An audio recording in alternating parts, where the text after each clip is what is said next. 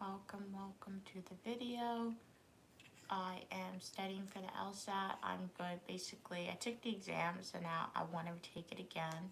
So I'm going to start studying everything over like it's the first time I am seeing the material, and then I have a longer time period to study, so I think I could get through all this, and then after I'll look and see if there's any alternative or other study things I can use.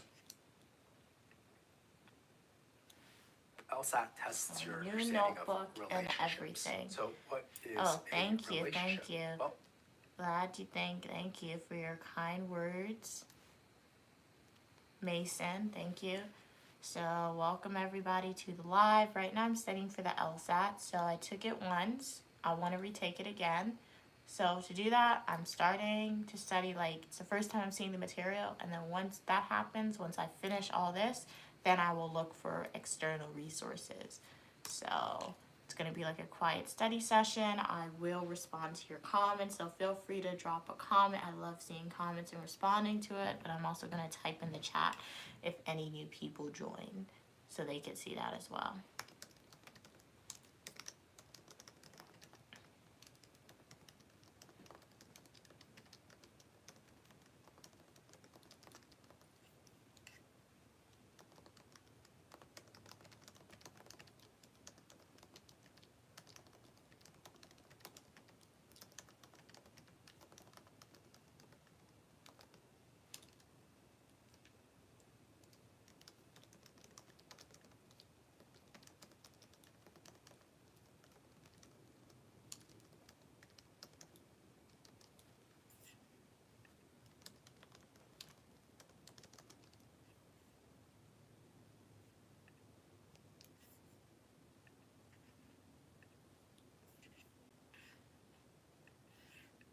let's approach that question by examining some relationships that you are undoubtedly familiar with. For example, the relationship mother of. That's a relationship that exists between your mother and you. Let's try another. How about friendship? That's a relationship that exists between two friends, say Harry and Hermione. Okay, one more. Bit more abstract, the relationship greater than. That's a relationship that exists between the numbers, say 10 and 7. So that's what a relationship is.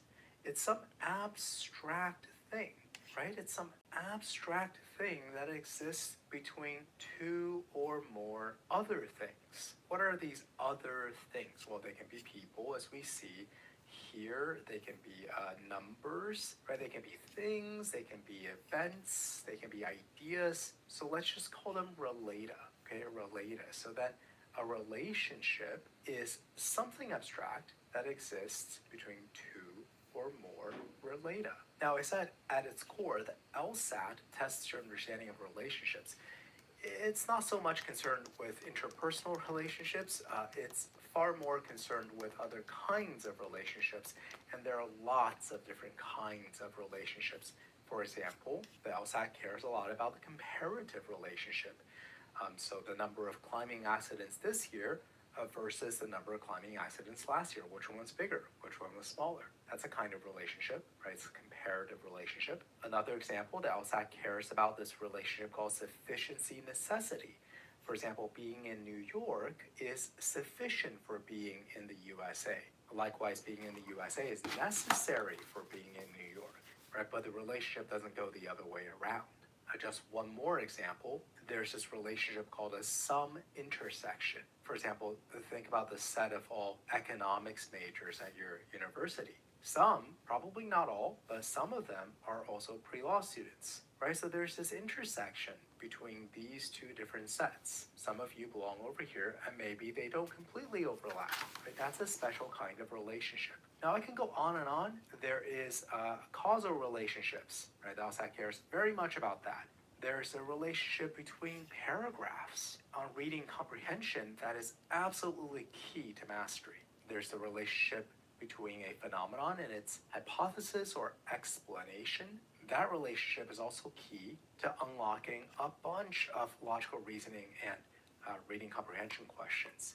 So as the curriculum unfolds, we will cover each of these relationships in detail, but for now, I just want you to take away the idea that on this test, relationships are really important. What is a relationship? It's an abstract idea that exists only by reference to its two or more relata. Okay, video 1 is done. I use 7 Sage, so if you guys want to try that out, if you're studying for the LSAT, that's one recommendation. What were you guys saying in the comments? Mason the gang, or we'll give you $500 if you shout me out. Shout out Mason the gang. Cash App, Uniquely Mia. $123 It's linked in the bio. GoFundMe's also linked in the bio. Clemo, welcome Clemo. Now I'm finna catch up on my shout out Microsoft and PlayStation. I shouted you out, Mason the gang, so feel free to donate that $500 to my GoFundMe. For all the new people tuning in, hi, so glad you guys are here. Uniquely Mia here. Right now I am studying for the LSAT, so I did take the exam once. My score, I want to see if I can take it again, just to see if I can get it higher, because when I initially took the exam the first time, I only studied for like about a month and a half to 2 months. So this study period, I have a much longer, I have about, what month are we in, September?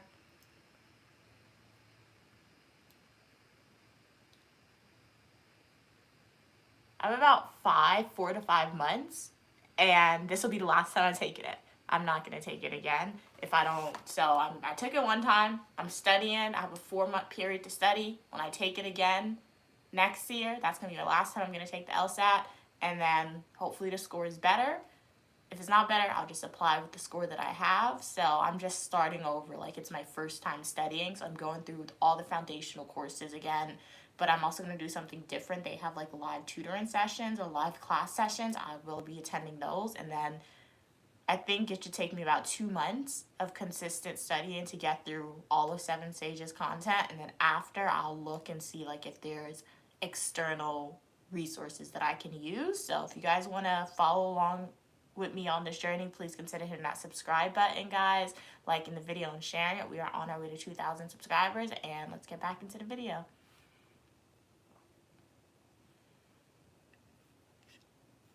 On the LSAT, the single most important relationship is the one found in an argument. That relationship is called support, and the relata are called premise and conclusion. Now, I know when most people hear the word argument, they're thinking raised voices, popping things, your typical election year, Thanksgiving, family gathering. Fair enough, but on the LSAT, that's not really what arguments are. On this test, arguments they're more intellectual than they are emotional. So let's start with a clean slate.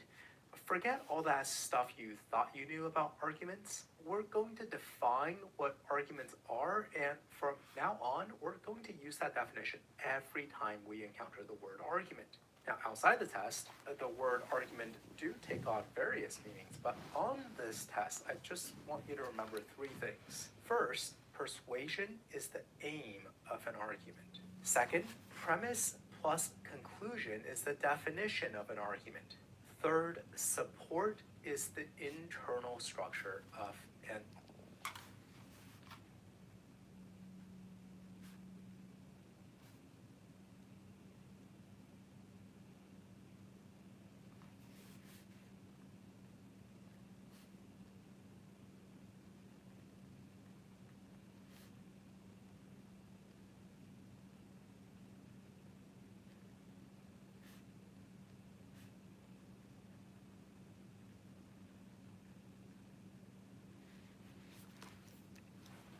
argument. Now let's take these in turn, starting with the aim, persuasion. Isn't it germane that core to the LSAT are arguments?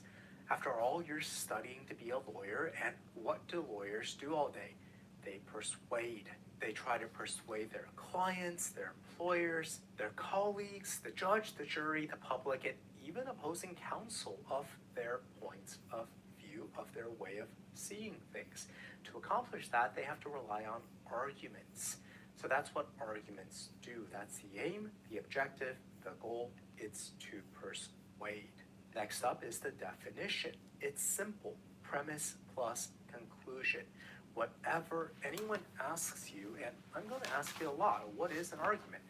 I'd like you to respond simply, premise plus conclusion. Just mechanically say premise plus conclusion.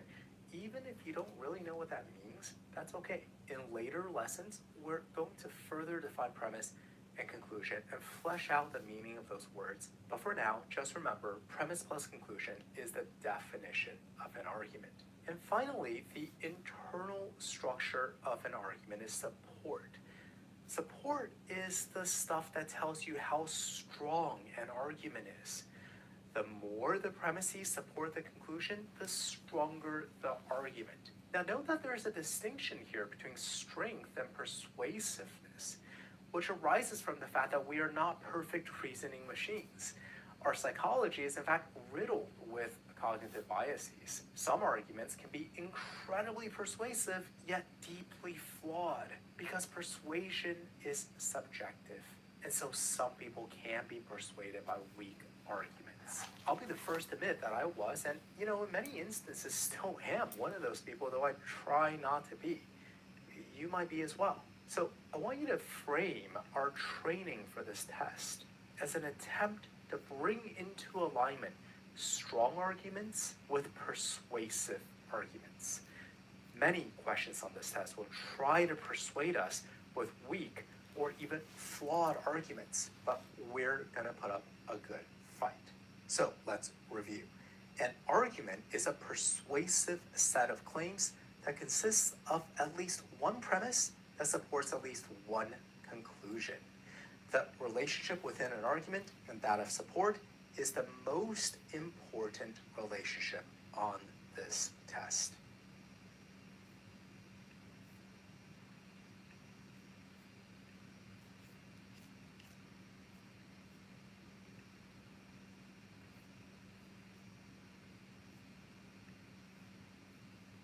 Now that we know the definition of an argument, that is premise plus conclusion, let's explore premises and conclusions in more detail. We'll start with premise. What is a premise? Well, a premise is a statement which supports another statement. Okay, what is this another statement? It's the conclusion, of course. A conclusion is a statement which is supported by another statement. And here, this another statement refers to the premise. This is what I'm going to put on index cards because they have a lot of questions that ask what's a premise, what's a conclusion. It's easy to forget, guys.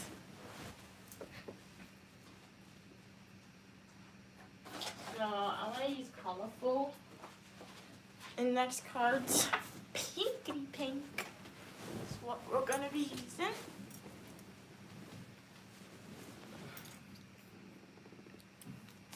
Good morning, good morning, good morning, all the new people. We are back again with LSAT study videos. Took a little bit of a break from it, but now we are back again. We're going to be doing this every weekend unless I have an exam for another class coming up that following week that I have to study for. So, welcome, welcome, welcome. Don't forget to hit that like button. Please consider hitting that subscribe button to the channel, guys. We are on our way to 1,000 subscribers. Video coming soon. I will attempt to say thank you 1,000 times for all 1,000 of my subscribers.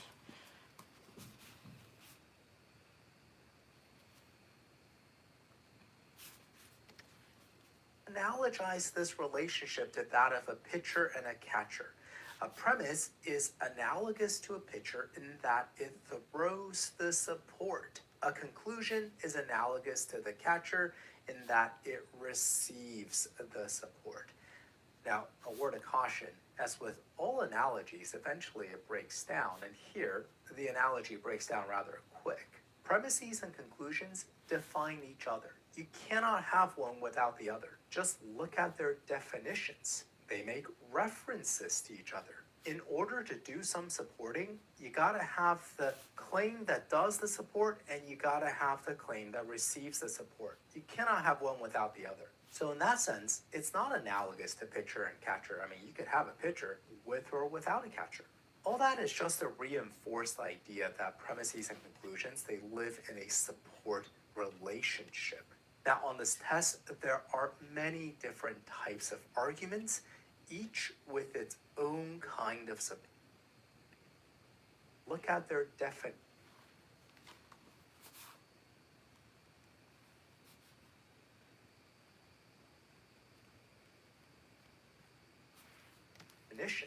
They make references to each other. In order to do some supporting, you gotta have the claim that does the support, and you gotta have the claim that receives the support. You cannot have one without the other. So in that sense, it's not analogous to pitcher and catcher. I mean, you could have a pitcher with or without a catcher. All that is just to reinforce the idea that premises and conclusions, they live in a support relationship. Staple this. Now, on this test, there are many kind of my different types of arguments, each with its own kind of support structure. In the coming lessons, we're going to see some examples of arguments, and we'll get to play with this idea of support. But for now, I just want you to remember that all the questions on the LSAT are trying to test your ability to handle this relationship of support. Do you really know what it means for something to support something else? Okay, let's review. Support is the central idea on the LSAT. An argument is at minimum a claim that supports another claim. The claim that gives the support is called the premise. The claim that receives the support is called the conclusion.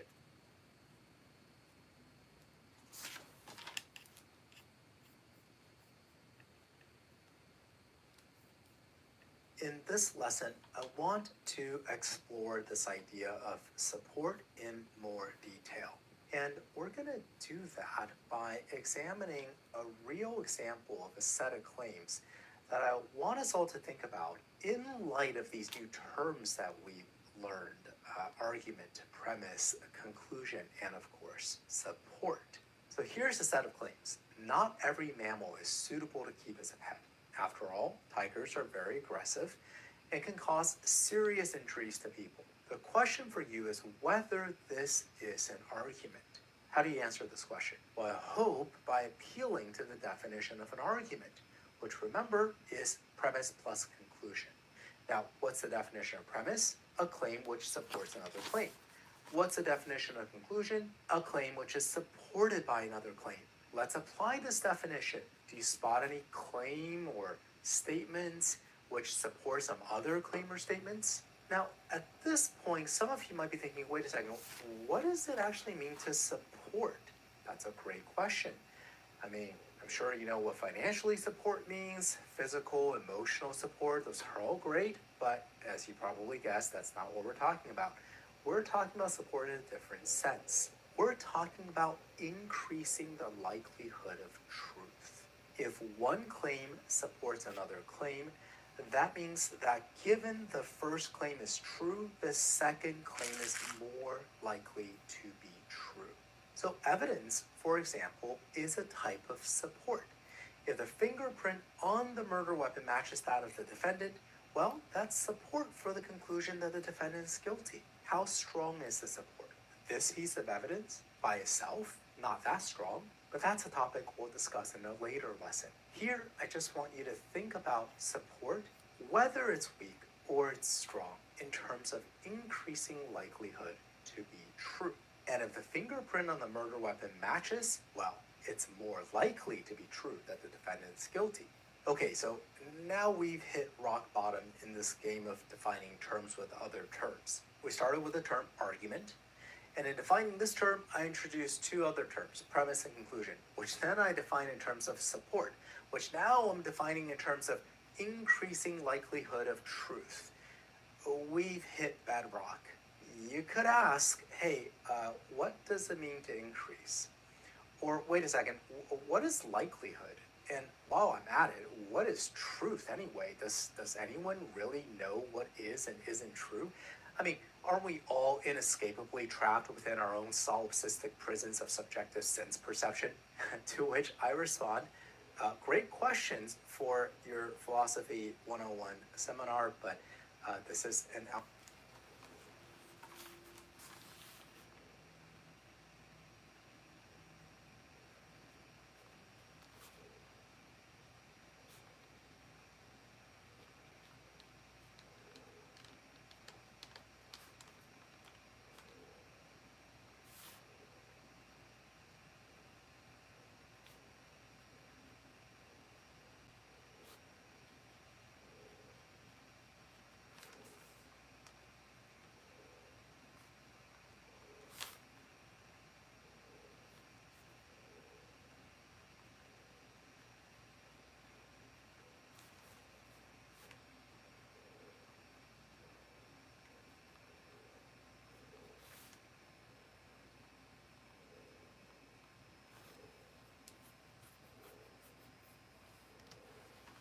LSAT course, and I just have to presume that you know what these terms and ideas mean. Otherwise, this game kind of never ends. Which is not a bad thing, but just not the purpose of our course. So let's review. Support means to increase the likelihood of truth. A tangible way to get your mind around that concept is to imagine a world where the supporting claim is true. For example, fingerprint on the murder weapon matches. Right now, in that world, the supported claim is more likely to be true than in a world where the supporting claim is false. That is to say, in that world, it's more likely to be true that the defendant is guilty compared to a different world where the fingerprint didn't match. That's all it means. And of course, let's not forget, an argument is a set of claims where at least one claim premise supports another claim conclusion.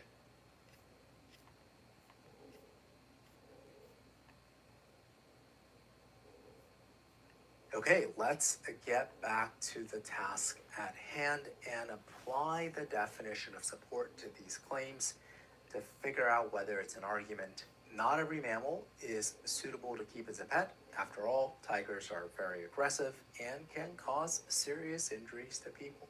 Is this an argument? That is there a claim where, if it's true, makes some other claim more likely to be true? The answer is yes. Let's say it's true that tigers are very aggressive and can cause serious injury to people. It's not hard to imagine, since that's precisely the world in which we live. It's a true claim, in other words. So yeah, hence, isn't it more likely to be true that not every mammal is suitable to keep as a pet? Yes. The answer is yes, because we just said that tigers are aggressive and can maim people.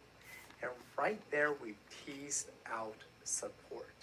One claim being true supports another claim being true.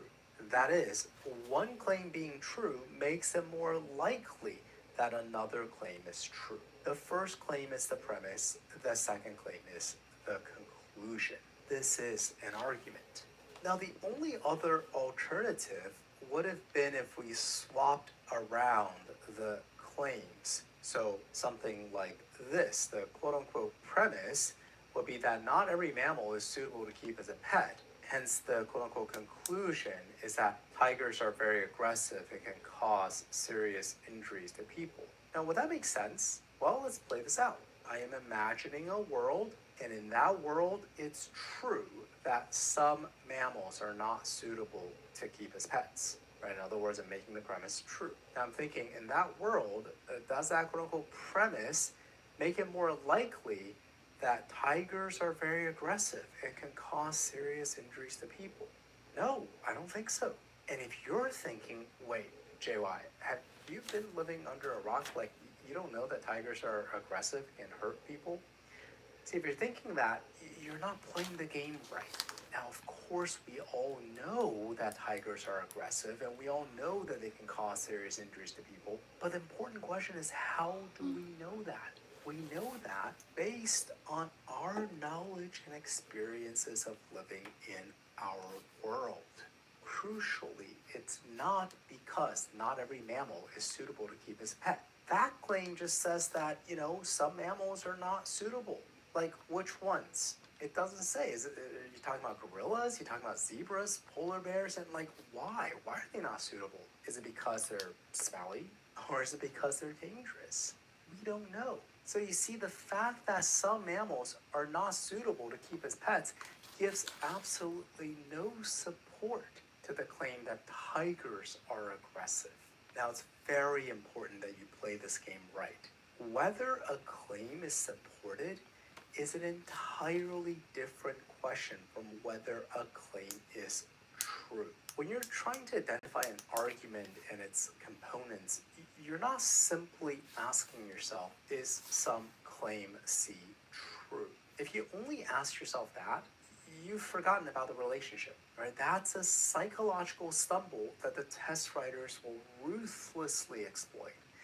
And I'll show you how they do it in future lessons. Instead, you should be asking yourself, if I imagine a world where this claim P is true, Does it make it more likely that this other claim C is true? That's a big difference. So let's review. To figure out whether there is support between a set of claims, ask yourself if the truth of one claim would increase the likelihood of the truth of another claim. Be careful not to confuse that with the question of, based on my knowledge of the world, do I know if this claim is true?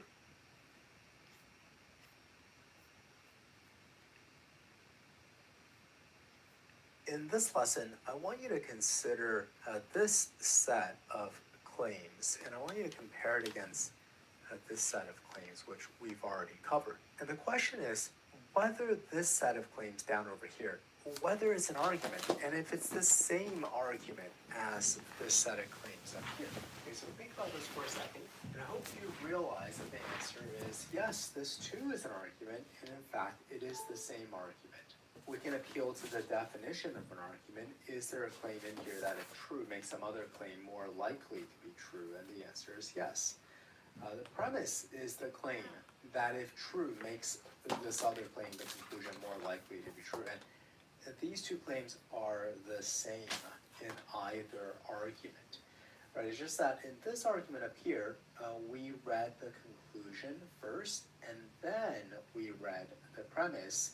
Whereas down over here, we read the premise first, and then we read the conclusion. But you know what? Order doesn't matter. It is not part of the definition of an argument that you have to declare your conclusion first, or that you have to declare your premise first.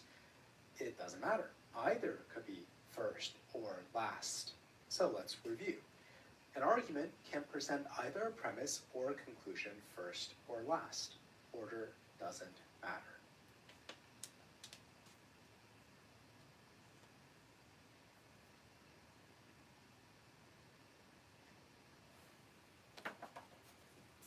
Now for some practice problems. Welcome to all the new people. Hopefully you are enjoying it, studying for the LSAT. Drop a comment, I will read it momentarily, and please do consider hitting that subscribe button, guys, liking the video and sharing it.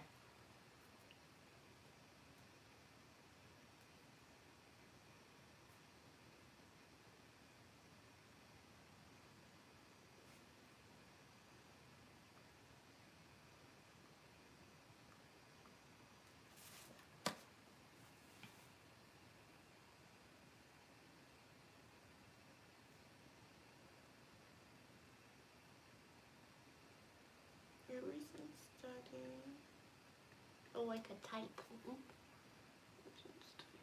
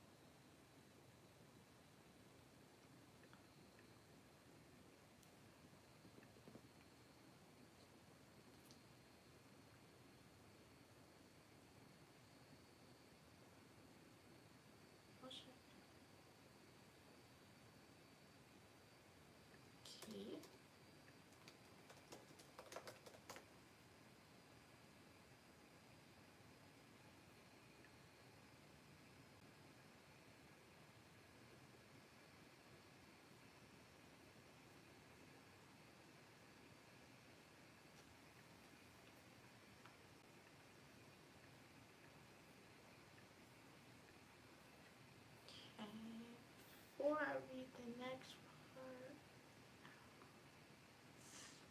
Ow. Trying to see your comments before I go on to the next video.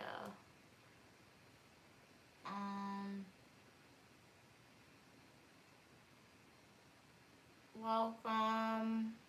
Axe, where's you and Stu? Over kitchen we're talking. Oh, welcome back, Axe. Welcome the king. How are you doing? Good evening, good morning, good afternoon for everyone now tuning in. In this lesson, I want us to take a look at a different set of claims and consider whether it's an argument, and, it is an argument, but crucially, why is it an argument, and what are the premises, and what is the conclusion? Okay, so let's first take a look at this set of claims. Members of the Disney Vacation Club can now access the Genie Plus Pass. The ones who offered 10 goats worth of propitiations to Mickey Mouse can download their Genie Plus Pass via Disney app. Okay, so if you've done this thing, you can get your pass via the app. All other members must prostrate themselves before Goofy's altar in the Magical Kingdom Fun. Walt is a member of the Disney Vacation Club, and he has a Genie Plus Pass, yet he has never prostrated himself to anyone or anything. Therefore, Walt must have offered the requisite propitiations to Mickey Mouse. Right, so yeah, it is an argument. I mean, you can probably just feel that this last claim here is the conclusion claim, and it rests upon all the previous claims that came before it. Okay, so let's appeal to the definition of argument just to make sure that we're right about this being an argument. Is there a claim in here that, if true, makes some other claim more likely to be true? Yes, there are, in fact, many premise claims giving support to the conclusory claim, which receives the support, right? And what we can do is we can break down this paragraph, right? We can break it down into its individual claims and number them 1 through 7 to better see the support structure. Right? The first claim declares that members of the Vacation Club can access the Genie Plus system. These next two claims tell you how they can access. Right? Members who have offered 10 goats worth of propitiations to Mickey can get it through the app, and all other members must prostrate themselves before Goofy's altar in order to get the Genie Plus Pass. Okay, so now, having kind of set up the rules here, we focus in on one particular individual, Walt, who is a member. Great, right? And we know Walt has a Genie Plus Pass. Well, if Walt has a Genie Plus Pass, he must have gone through either this channel or this channel to get it, right? And then this claim tells us he's never prostrated himself before anyone or anything, which means he never prostrated himself before Goofy's altar, so he didn't get it through this channel. He must have gotten it through this channel, and that's the conclusion, right? And that's the conclusion. So you see how all these claims, all claims 1 through 6, they work together to support claim 7. And so sit with this argument for a second and just kind of get a feel for how it's, similar or different to the tiger argument that we analyzed in a previous lesson, right? It should feel different. Should feel different because it is different. Okay, we'll talk more about why that is in a future lesson. Okay, so to sum up, multiple premises can work together to support a conclusion, and not all arguments are equally strong. Some have better support than others.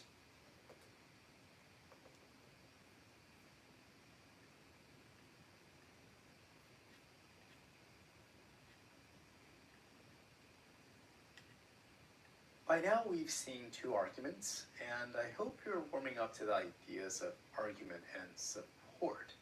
Here in this lesson, I want to look at a third argument, and I want you to think about support from a slightly different angle, as it were.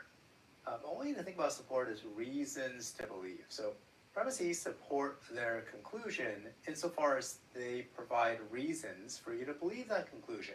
So from this angle, the first argument, the fact that tigers are dangerous, is a reason to believe that some mammals are not suitable to keep as pets. And in the second argument, the fact that Walt has never propitiated himself before anyone, right, has a reason to believe that he must have done some awful things to goats for Mickey. So here, let's look at a third argument.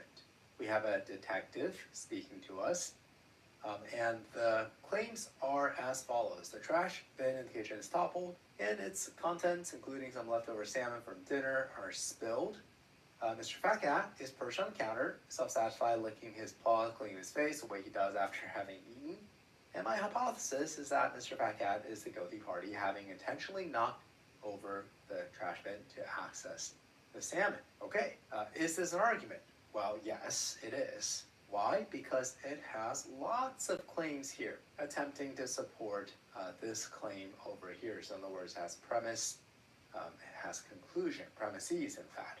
Right? And just like we've done previously, we can reorganize the claims into individual claims, and we'll see that it's claims 1 through 4 that supports claim 5. Right? So in other words, claims 1 through 4 are the premises that support the conclusion, claim number 5. And here, support, I said, let's think about support from a different angle. Right? These are reasons to believe the conclusion that Mr. Fat Cat knocked over the trash, right? You can think of these as evidence for this claim, right? As evidence for this claim. But here I want to ask a different question. I want to ask how strong this argument is, which on LSAT boils down to how strong the support is. I mean, contrast this argument with the previous arguments you've encountered. It should feel a little different. I mean, might there not be room for a doubt over Mr. Fat Cat's guilt? If you were the judge, or if you were Mr. Fat Cat's lawyer, couldn't you think of potential holes in the logic of the argument? I mean, surely you can. Right? Granted, the evidence we have, is consistent with the conclusion, and may even be slightly suggestive of the conclusion, but it does not definitively prove the conclusion. Okay, so now I want to introduce the idea of a gradient for all of these concepts. It's not just, is it evidence or isn't it evidence? Is there support or isn't there support? Is this a reason to believe or isn't it? It's how strong is evidence, right? Should I believe this? Is this strong reason or weak reason to believe? Is the support weak or is it strong? Okay, the strength of support is incredibly important. And that's something we're going to spend a lot of time in future lessons learning about. So to sum up, you're going to encounter many different types of arguments on LSAT. Too many, in fact, to fully enumerate here. However, they are all united by a fundamental theory, support. An argument contains premises which support the conclusion.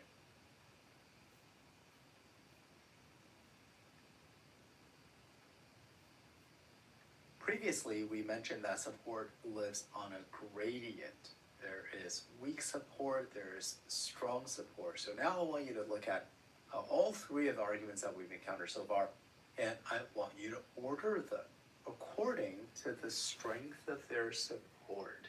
So in other words, out of these three arguments, which one is the weakest and which one is the strongest? Okay, so think about this. Really try to do this yourself. And when you're ready, here's the answer. Let's see.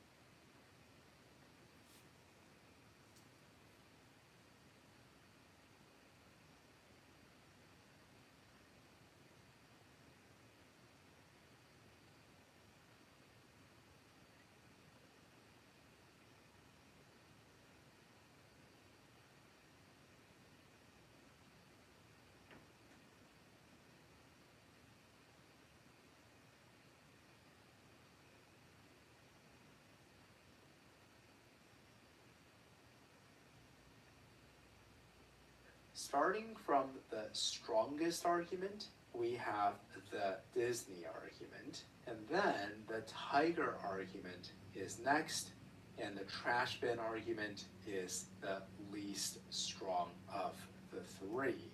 Why is that, right? Why is that? We're going to talk about that in a future lesson, but for now, I'd like you to come up with your own hypothesis. Right? Why do you think it is that this is the strongest argument, and this here is the next strongest, and this here is the weakest? So to review, not all arguments are equally strong. Some are stronger than others.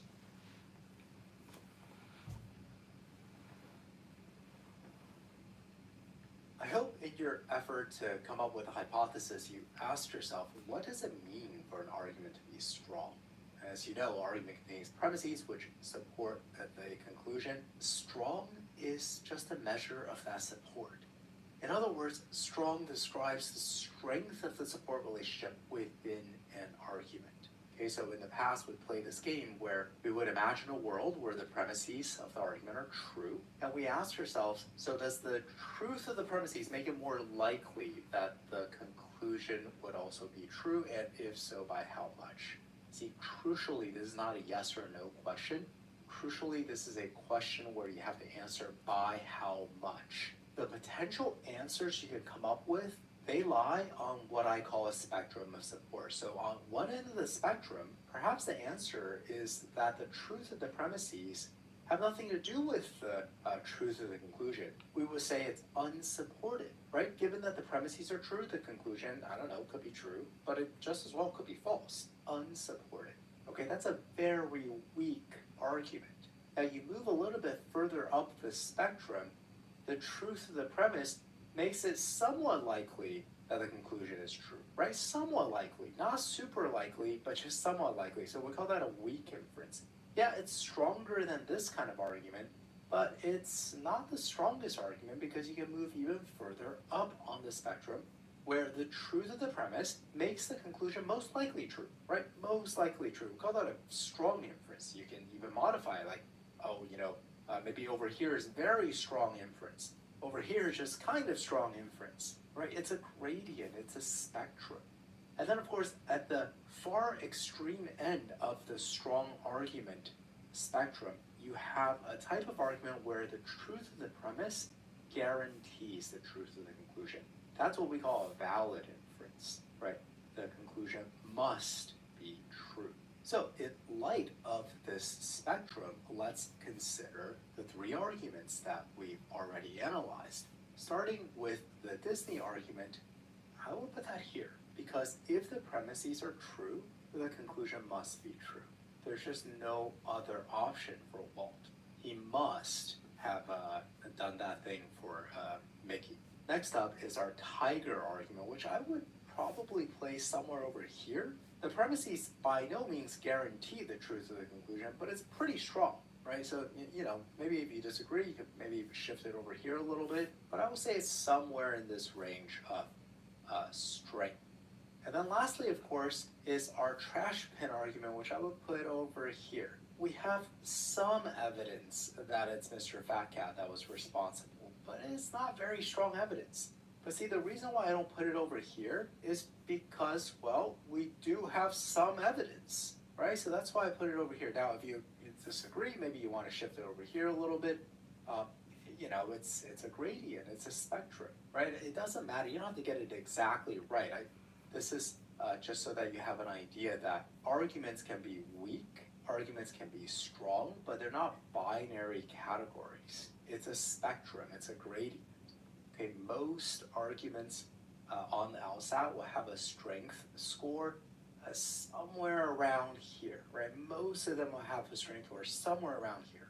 They're not awful arguments, they're also not super great arguments, they're just, somewhere over here. Some arguments on the LSAT will be valid, and a lot of arguments on the LSAT will be flawed. That is to say, have no support at all. We have not seen an example of a flawed argument, but we will in the future. But for now, let's just review.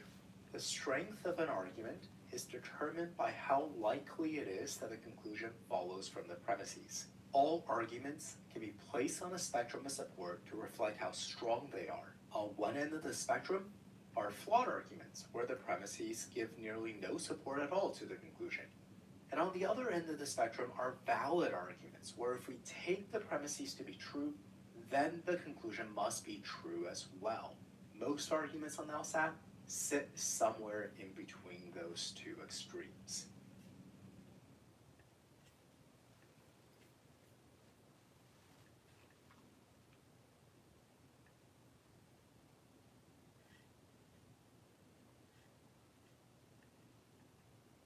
Now we know that strong describes how well the premises support the conclusion. In other words, it describes the strength of the support relationship within an argument. In this lesson, I want to look at how strong an argument is, right? This idea of support, from a different angle, through the lens of assumptions. Through that lens, the stronger an argument is, the fewer and more reasonable its assumptions are. And the corollary is that the weaker an argument is, the more and less reasonable its assumptions are. We're going to use the rest of the lesson to flesh out these ideas.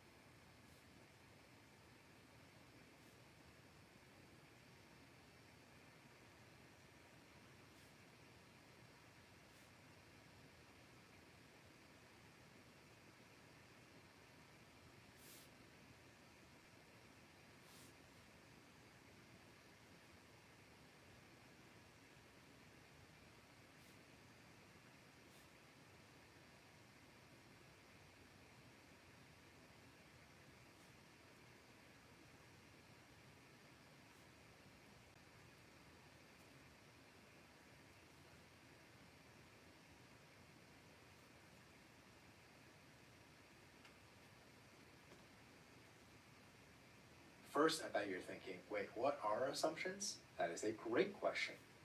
An assumption is a missing link between the premise and the conclusion. You can think of it as a forgotten premise, if you will, right? A gap in the reasoning.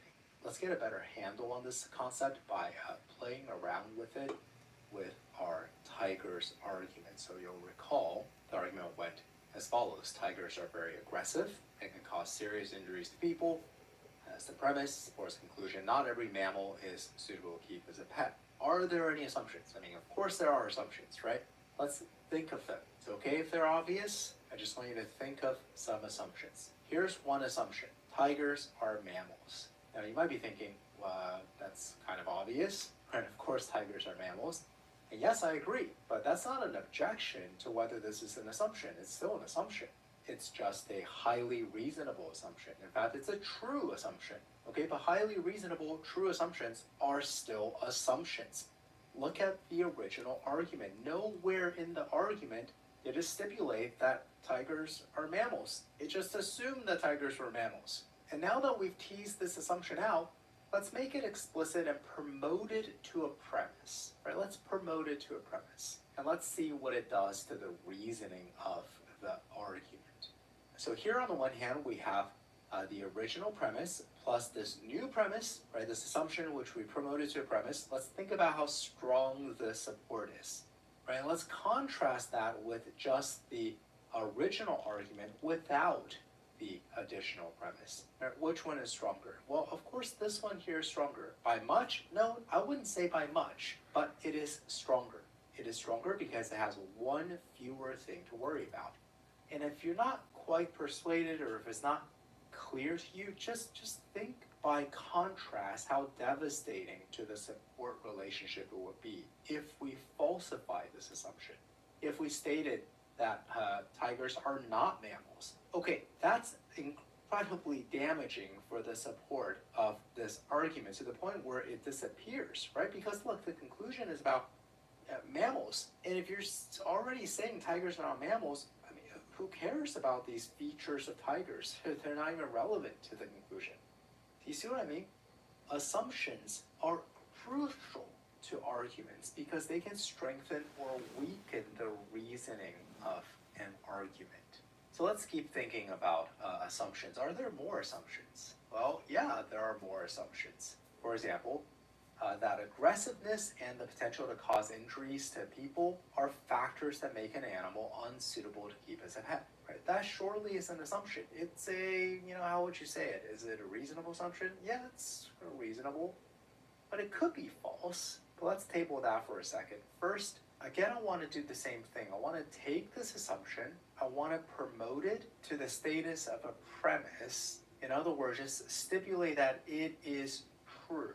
And let's see how it affects the support of the argument. All right, so now we have these premises. Tigers are mammals. Tigers are aggressive and can cause serious injuries to people. Aggressiveness and potential to cause serious injury are factors that make an animal suitable to keep as a pet. Well then, yeah, this is kind of a slam dunk argument. Yeah, not every mammal is suitable to keep as a pet. Right, so you see, making this assumption true powerfully strengthened the original argument. And by contrast, if we made this assumption false, if we said aggressiveness and the potential to cause injuries to people are not relevant to determining suitability of an animal to keep as a pet, again, then, all this stuff you're saying about tigers seems kind of irrelevant to this conclusion. You see how that damages the support relationship? So here, let's look at the assumption that we just covered side by side. On the one hand, if you make the assumption true, it strengthens the argument by strengthening the support. It makes the premises more supportive of the conclusion. On the other hand, if you take the assumption and make it false, then it weakens the argument by sapping the support away from the conclusion.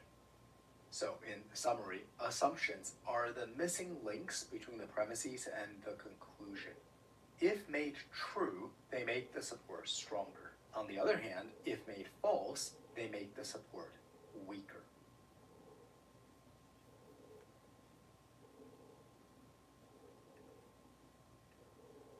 Hello, Kim. Welcome to the live. Welcome to all the people who still staying on. So glad you guys could stay on to the live.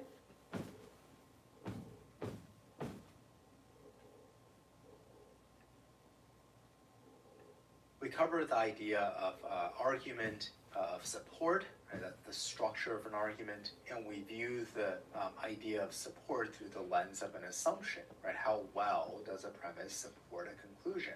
Well, it kind of depends on the assumptions that were made, right? The strength of the argument, the strength of support, the strength of reasoning depends on the reasonableness of the assumptions. In this lesson, I just want to drive home one point. Not all assumptions are equally reasonable.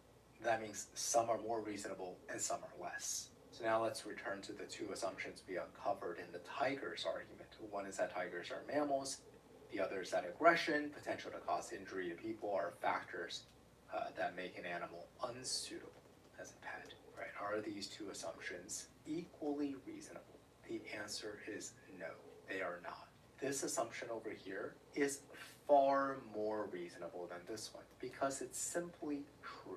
Tigers are mammals. This assumption over here is reasonable. It is true, I would say, in most circumstances, but definitely false in some situations. For example, people keep guard dogs as pets. Why do they do that? It's precisely because guard dogs are aggressive and has the potential to cause serious injury to people. That's why they keep them as pets. For most people, aggression is not desirable, but you know what?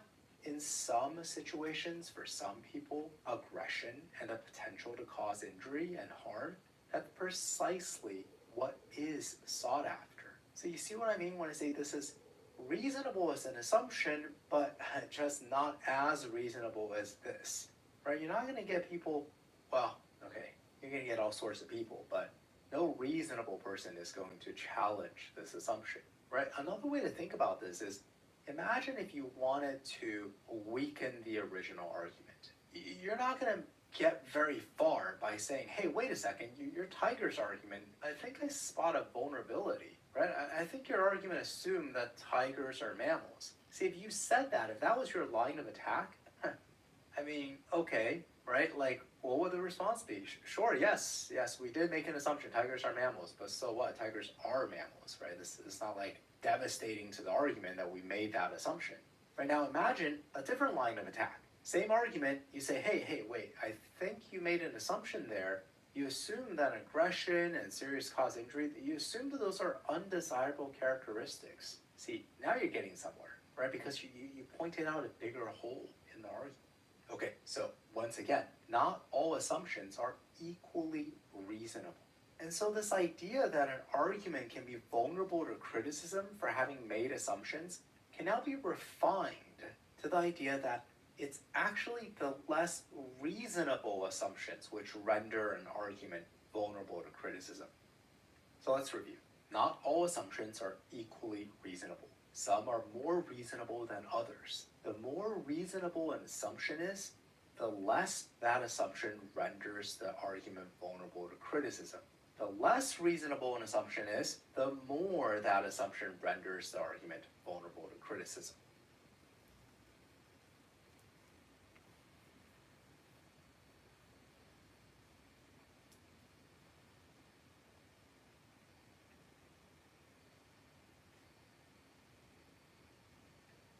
Previously, we looked at this spectrum of support as a way to understand weak arguments and strong arguments, right? We said weak arguments are weak. Why? Because the premises don't really support the conclusion. Even with the premises true, the conclusion could be true or could be false. And then all the way on the other end of the spectrum, we have arguments where if the premises are true, the conclusion must be true. Right? The conclusion is a valid inference. So now that we talked about assumptions and how not all assumptions are equally reasonable, we can use that lens to understand weak arguments versus strong arguments. Right? Let's start over here with very strong arguments. When the premises are true, the conclusion must be true. Well, that must mean that there were no assumptions made at all. Right? Forget about the reasonableness of assumptions. There were just no assumptions to begin with. Right? I mean, that's how it can be that when the premises are true, the conclusion follows, right? Follows logically. It's a valid inference. There can't have been any assumptions. Okay, now let's move over here. Let's think about an argument where, yeah, when the premises are true, it makes the conclusion most likely true, but not guaranteed, right? Why? Why is it not guaranteed? It's precisely because there are still some residual assumptions. Maybe just one, maybe just two, right? And perhaps they're reasonable, highly reasonable assumptions. Right? So you see, the strength of the argument depends on the assumptions. Now let's move further this way on the spectrum. Weak arguments, right? When the premises are true, it gives some support to the conclusion, but not much. Again, why? It's because it's starting to make more and more assumptions, or that the assumptions are starting to get more and more unreasonable until you get to the point where you make so many unreasonable assumptions that we can just say, look, your premises don't give any support at all to the conclusion. Okay, so we talked about the Tigers argument. We put the Tigers argument right around here. Right? We said, yeah, when the premises are true, it gives a lot of support to the conclusion, but it's not guaranteed. And we talked about the assumptions that were made. So in the next few lessons, we're going to use this framework and examine the other two arguments. So let's review. The reasonableness of assumptions lie on a spectrum. An argument's strength can be viewed through the lens of support or that of assumptions, and the two frameworks map onto one another.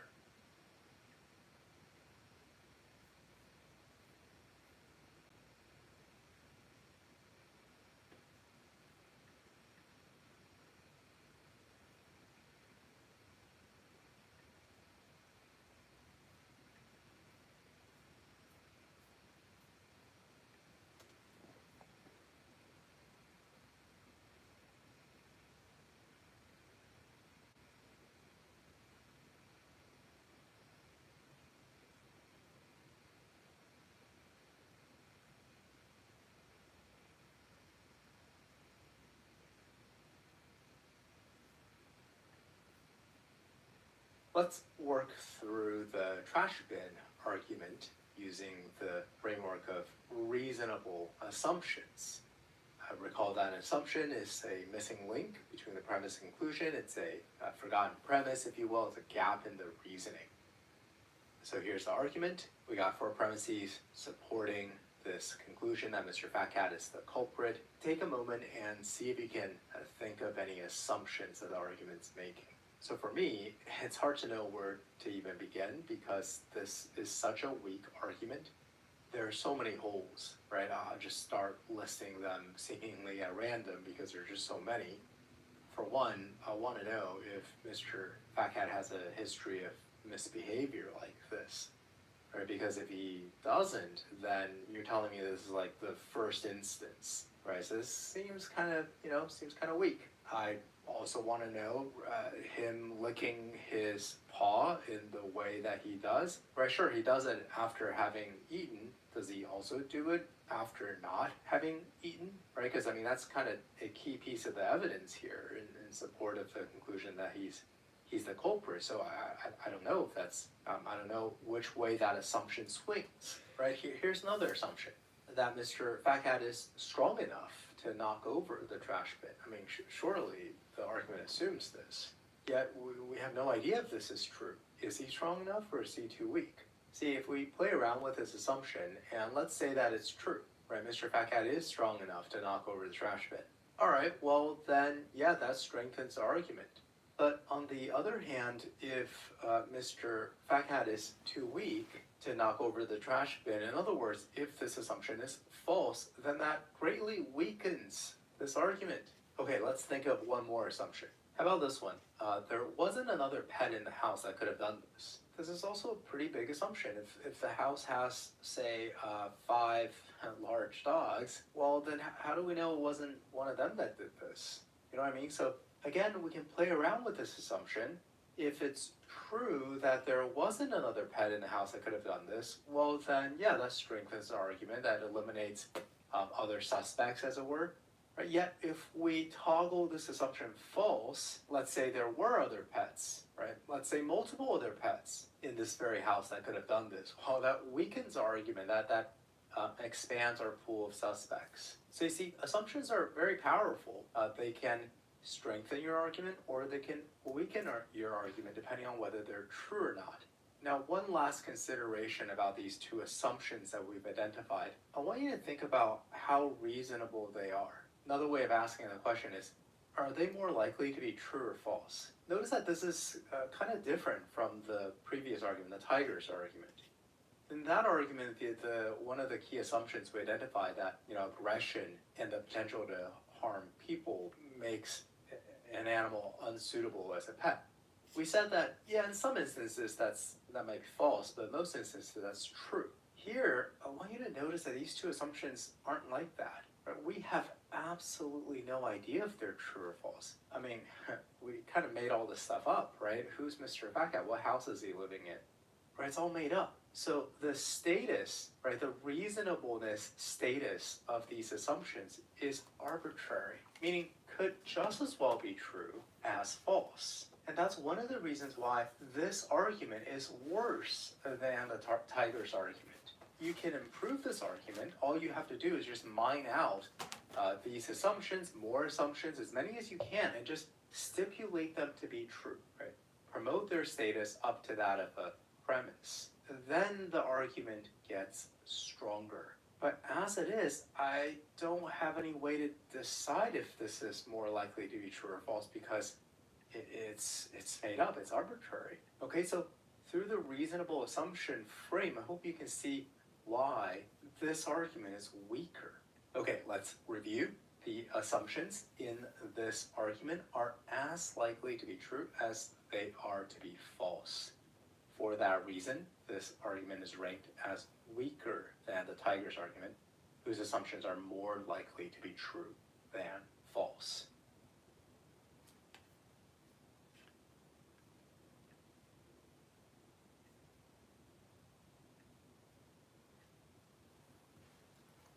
Boys, we're gonna take a break and then I'll come back to the foundational concepts. I've been at it for an hour in 6 minutes. I'm gonna take a break. Thank you guys so much for tuning into this YouTube live video. Study with me. Hopefully you enjoyed it. For the people who stuck around, please do consider hitting that subscribe button, guys, and I will be back again with more YouTube lives and YouTube study videos soon. Later on this evening, as I said, around like 3 p.m. they have a live tutoring session, so I'm going to attend that. And then before that, I want to get through maybe like 2 or 3 more of the foundational concept videos, guys. So I will see you soon. Have a great rest of your day, and don't forget to subscribe, guys. Bye.